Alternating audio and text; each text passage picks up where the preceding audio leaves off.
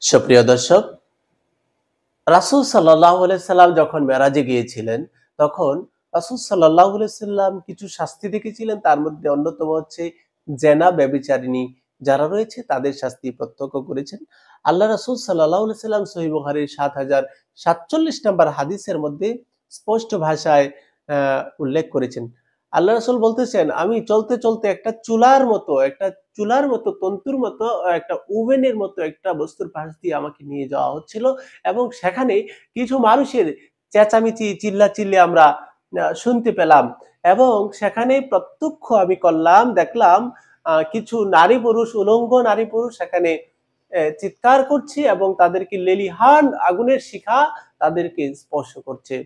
এবং আমি হযরত জিবরাইল আলাইহিস সালাতু ওয়াস সালামকে আমি প্রশ্ন করলাম, এরা কারা? হযরত জিবরাইল আলাইহিস সালাতু ওয়াস সালাম উত্তর দিলেন, ফাইন্নাহুম যুনাতু ওয়াজ জাওয়ানি। তারা হচ্ছে পৃথিবীর ব্যভিচারী নারী-পুরুষ যারা ব্যভিচারের সঙ্গে পরকীয়ার মধ্যে লিপ্ত ছিল। আল্লাহ রাসূল সাল্লাল্লাহু আলাইহি ওয়াসাল্লাম সেটা বর্ণনা করেছেন। এজন্য কোন ধরনের জিনা ব্যভিচার আমরা সম্পৃক্ত হব না। আল্লাহ সুবহানাহু ওয়া তাআলা আমাদেরকে সকল ধরনের জিনা ব্যভিচার থেকে হেফাজত করুন। আজকে বর্তমান সমাজ জিনায় ভরপুর হয়ে গেছে।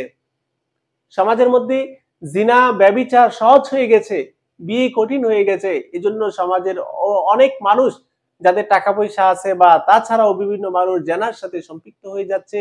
এমনকি বিবাহিত নারী পুরুষও জিনার সাথে সম্পৃক্ত হয়ে যাচ্ছে। এজন্য আল্লাহকে ভয় করুন।